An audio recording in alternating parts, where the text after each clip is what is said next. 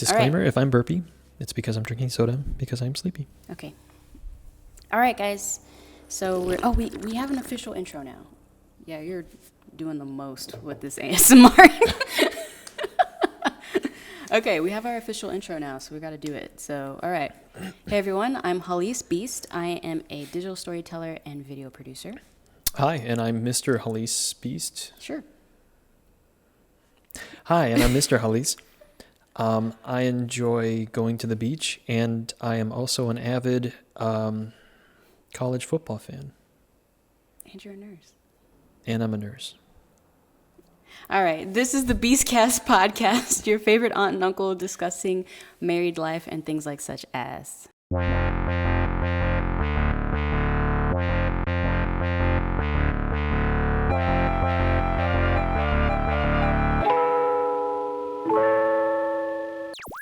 On this week's episode, we are discussing this idea of the pecking order. In a previous Beastcast, I had mentioned this idea of a pecking order in your relationship and where your spouse should be the number one, and then everyone else should kind of be after your spouse. And a few of y'all in the comments asked for me to go deeper into that in a Beastcast. So here we are. We're going to talk about it. The same idea, if you're coming at this Beastcast from, I guess, the sort of Christian perspective, it's that idea of leaving and cleaving. Our friends Beleaf Mel and Mrs. Melanin, they discussed this in a podcast episode, How Married Are You, their podcast. So I will link to it either in the description box or in Anchor Notes or wherever you're listening / watching this. It'll be there. And you can check it out because they have a very interesting discussion on it. and I'm going to go ahead and take this time to do a little intermission. Hallease mentioned, notes or comments that somebody made and how now it's the subject of the podcast. Yeah. If you too would like to leave us a message or a topic that you'd like for us to discuss, go ahead and leave a voicemail on Anchor.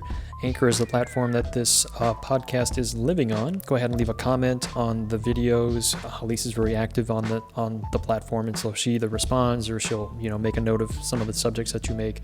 I live for the comments, y'all. I read all the comments. Yeah, I really do. Comment, voicemail. It'll be in the notes. Anyway, back to the show.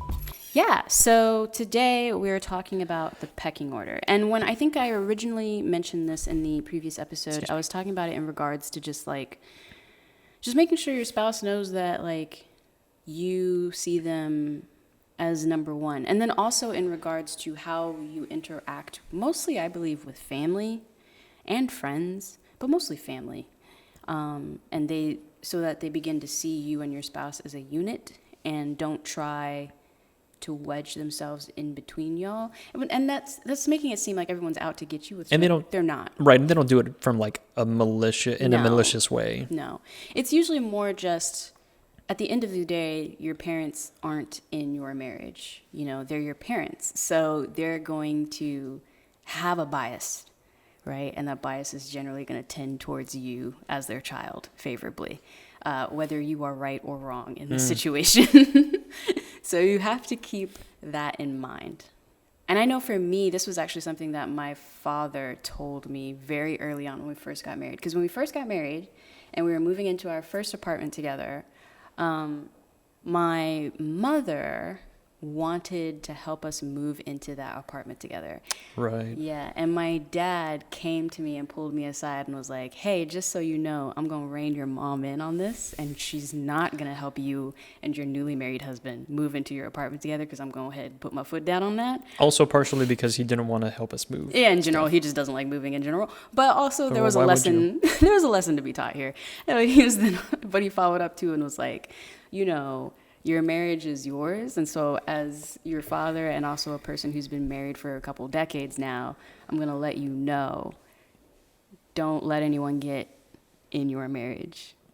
That is something you need to keep in mind now that you are a married woman. So, enjoy moving into your new apartment. And I was like, oh, wow. Noted. And sure enough, that has come up even now, especially with everything. There have been times where I've had to actually pull my dad aside and be like, why are you in my marriage, sir? with all due respect, you know? Right. So she has a little bit more direct communication I do. with her parents on this topic, as opposed to mine. That's more of a gray area, and I'd prefer not to discuss it, even though I brought it up. Well, I guess we are going to discuss it, huh? Then what's the episode about, homie? I don't know. Anyway, so yeah, I guess I have a little bit more difficulty talking to my parents about it. It's gotten a little bit better, putting my foot down a little bit more. But I don't know, just trying to not blur, or trying to blur the line between like being a good or bad son, and also just cutting the umbilical cord, because I don't answer to them anymore. Right. I answer to you. Right. So I think what I don't want people to take away from this topic is that, oh, you gotta just be cutthroat with everyone that isn't your spouse now. And that's not what I'm saying. What I'm saying is just like, I think it's more about boundaries, like appropriate boundaries. Because something that, especially, and then also not using, this is like a topic that maybe you don't want to talk about, but not using your spouse as the scapegoat for things that you don't actually want to do yourself. So, something that, and a reason that Mr. Hallease will give about things, which sometimes it is actually genuinely true, and then sometimes it is kind of like, you just didn't want to do that and you're using me as the excuse. But he'll say to people, oh, well, let me talk to my wife about that, or let me talk to Hallease about that, if it's people we know, when the reality is he just doesn't want to do it, and so he's holding off. Oh man, you're giving away my secret. You're giving away trade secrets right now. He's holding off, which is fine. Like when it's an interaction where you just don't, like a used car salesman or something like that. Well, I'm gonna talk to my wife about it. Yeah, play that card. You know what I'm saying? I mean, for the most part, it's true. I mean, right. if I'm making a large purchase, well, yeah, of course, yeah. I mean, it's affecting. It's not just my finances; it's our finances. Right. So check out our last episode. Whoa, great segue. Yeah, but then sometimes it is like in regards to, say, maybe it's a family event or something like that, where you're like, oh, let me talk to Hallease about it, when the reality is that you just didn't want to go, and you're holding off telling them that you don't want to go. But then the problem with that becomes, I see where you're coming from with this. Yeah, the problem with that becomes, you keep doing that with family members, then they start to resent me because they think I'm the catalyst for why you're not doing things with your family, or why you're not answering, or being the good son, or whatever it is they were used to you doing, not realizing that before you used to just grit your teeth, roll your eyes, and bear it. Whereas now you're actually just getting older and you just don't want to deal with it anymore, but you don't want to like be upfront with that. You don't want to deal with it, so you're using me. If you want to get like super, like kind of superficial and biblical about it, then, honor thy father and mother. You can still honor them. You can still respect them. Yeah. And not want to hang out with them all the time. You spent 18 years with them. You should be out on your own. You should be doing your own thing. Yeah. What's the cost-benefit analysis? Cost-benefit. Well, you said cost-benefit analysis for spending time with your family. It's a 5-hour drive to and from. Not doing a whole heck of a lot. Woo. I mean, like you need to see family. You need to. Yes. Because how much time are you going to have with them? That's realistically? true. How much time are you going to have with anybody? Like the time is finite. You know? Yeah. All good points. Right. But so oftentimes I will make an excuse. Mm-hmm. Well, and sometimes, a lot of times it's, oh, hey, are you guys coming down? Or like, you can always come down to do this or that. And it's like, okay, sure. And sometimes I don't know if you're busy that weekend or not. True, yeah. So I do need to consult with you. Yeah. But other times it's like, well, I'm not sure if we're going to go because Hallease is out of town. And then my parents got a little bit wise to that and said, oh, well, feel free to come down anyway. Yeah, now they're starting to pick through it. They're starting to figure like, oh. Well, I mean, if you're going to start, kind of removing the veil and lifting the veil and seeing the ugliness underneath, and it's like, okay, well, you know what? I did not feel like coming down this weekend, so I will see you guys eventually. We interrupt this Beastcast for a quick announcement. Beep, beep, beep, beep, beep, beep, beep. I should maybe put a little effect like that in there. I kind of like the way that I did it. Okay, we'll just use your voice or something. I think, okay. Thank you for listening / watching this Beastcast. If you're interested in supporting us, the best and easiest thing you can do is like this video and or comment happily and or constructively and or let the ads play. We know they're very annoying, but they really do help in supporting the channel and this Beastcast. It's how most channels get their revenue. Yes. It may be a large or small portion of it. Some of them little bit helps. Some of them are a little bit long. Mm-hmm. If you don't feel like you want to stick around for the entire ad, just stick around for as long as you can. As long as you can bear. Yep. Every little bit counts. Yeah. All right. And then the other thing you can do, if the spirit moves you, patreon.com/Hallease is where you can help support this Beastcast financially. There is no minimum amount that you have to give, but you can set a monthly max as well, so that way you can always fluctuate it depending on your budget. We do have some new Patreon producers that joined, and we're excited about them. Welcome, Jamie Evans. Hi, Jamie. Welcome, Lydia Baird. Hello, Miss Baird. And hello, Swank Smalls. Hello, Swank Smalls. So thank you so much for joining the Patreon producer family. We're happy to have you. Now back to the program. Yes, back to the podcast. Beastcast. Boop. You have to live your own life. And it's, again, a lot of this. It's interesting tough. how much of this comes out of our current situation. Yeah. Because we are living with your parents. We are living with them. We are. So for those of y'all who are new to us in general, because you're new Anchor / wherever you listen to your podcast listeners. First off, thanks for stopping by. Thanks for stopping by, first of all. You're going to hear us reference the house a lot, or the housing situation a lot. And what we're talking about... The storage unit. The storage unit. That's the another... sixth circle of hell? It's probably like 3. It's level 3. Anyway, but you're going to hear us mentioning that a lot. And what it is at the end of 2017, we purchased a home together. And basically, we were our first-time home buyers. We just didn't... A lot of things failed. Point of the story is a lot of things failed, and we can't live in the house because the home is unlivable. The plumbing doesn't work and things like such as. So we have been living with my parents while we're working through figuring that situation out. Codependence. Woo. So Displacement. That's how that's been going. So when you hear us say, well, because of the housing thing, that's what we're talking about. Back to the podcast. Because I definitely understand how this is hard for a lot of people when they get married, this whole idea of the pecking order and leaving and cleaving, especially not even just because we're coming at it from having to just learn how to coexist with parents, right? A lot of people usually come at it too from prioritizing their kids more than their spouse. I'll see that happen a lot. Ooh. And that's that's tough. Because, children do need a lot of attention, But I know when I was growing up, my dad was very quick to acknowledge that my mom was more important to him than me. which I appreciated, because then it also let me know that I couldn't, kids naturally, because I see it with Cedric already too, my nephew, kids naturally will wedge themselves in between you as well. They will.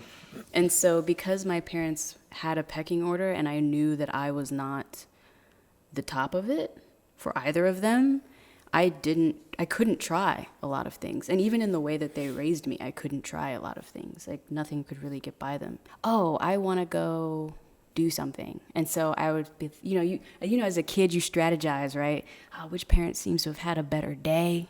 Which one's in a good mood? Or which one maybe wouldn't mind me not being here for a couple hours because low-key they just want to chill and they don't want to see me really, And so I would ask whichever parent I felt that way, but it usually never worked. At the end of the day, I would ask them hey, I want to go to the movies or whatever. And then they would respond, what did your mom say? Or what did your dad say? And I'd be like, and usually what would end up happening is my response would have to be, they told me to come ask you. And that was, now that I'm older, I realize what that was. That was their cue to each other to be I don't care, you decide. They weren't ever really individuals to me as a child. They were one unit. This one hive mind thing that never let me do anything. I'm just kidding. Okay, that's a lot of projection there. I'm just kidding. So really it just comes down to who's, again, we use the hierarchy model because it's very easy to, and it's easy to envision. Mm-hmm. So you just have to think about yourself. Like, so who in your life, who's number one? It's got to be you. No one's going to look out for number one except number one. So, how are you affected by things? And then just immediately below that, if not right next to it, or on the same plane, like right there. Yeah. Then it's your spouse, because whatever affects you is going to affect your spouse, and vice versa. Right. So, that's towards the top, if not the top. And so what comes below that? Is it going to be children? Maybe. Is it going to be, family or friends or whoever else? It's going to be, that's the way it's going to play out. Everyone else is going to come below that. Because you also have to remember too, and I think this ties into that idea of like respecting your parents, but you also have to remember your parents aren't dealing with you day to day, hour to hour anymore. Right. They did their time, if you will. And now your spouse is the one that is showing up and showing out for you every day. And so the way you respect them, the way you honor them is by making them the priority in your life and letting your parents fall to the appropriate level of priority that they should, which is honoring the commitment that they had to you, right? Had to you, by, being involved in an appropriate level, an appropriate amount, but also like acknowledging that they really don't have any claim to you anymore, really, Right. I mean, they still care about your well-being. But... Well, yeah, but they're always going to they're parents. They're always going to care about I guess we're also assuming that you come from. Who's got more skin in the game now? Yeah. It's you and I. Right. As opposed to like onlookers, which, can advise, or Monday morning quarterback, but right. There you go. But I'm the one, my blood is being shed. Right. So I don't know what game we're playing where blood is shed. Right. Totally. Because the thing I remember growing up too, my dad was always like, if I got to come home and he would not say your mother, he would always say my wife is talking about stuff that you did all day, I'm going to be upset because you're messing with my wife. And he would always, like, she didn't become my mom anymore. She was his wife in those moments. And I was like, oh, okay. Like, there's just a difference in language that happened where I was just like, oh, I need to make sure that I'm on my P's and Q's or whatever with this woman. It's very much like a team sport, or like tribalism too, like within the family. Yeah, totally. There's going to be kids, and then there's like mom and dad. Mom and dad have to be a unified force. Right. And it's the same, like mom and dad, or like the married couple has to be a unified force in the family. They have to be a unified force to any external force as well. Yeah. Be that other family members, used car salesmen, what have you. Yeah, totally. I don't know. I mean, I think that's just like the biggest thing. It's this idea of, leaving and cleaving, as they say biblically, and doing that. It's a lot easier said than done, We still have issues with it. You probably have issues with it. I have issues with it sometimes, but as a whole, I feel like it was not very hard for me to leave and cleave. I did not have too much of a struggle, which is interesting because I came from a very like well-rounded, loving, tight-knit family. But I did too. Yeah, but I had no problems being like deuces and like starting my own life. And maybe that's because I'm the youngest. I don't know. And also you're always kind of ready to be gone, But I didn't really have a lot of problems doing it. Did you? I mean, in order for me to do it, in order for me to exert that independence, I always used space. Yeah, you always used physical space. Physical space, because I did that for college, and I went 1,000 miles away. I did that after college and moved to San Antonio from Laredo. Yeah. So there needs to be a barrier. There just needs to be something. What would you do if your parents lived here in San Antonio?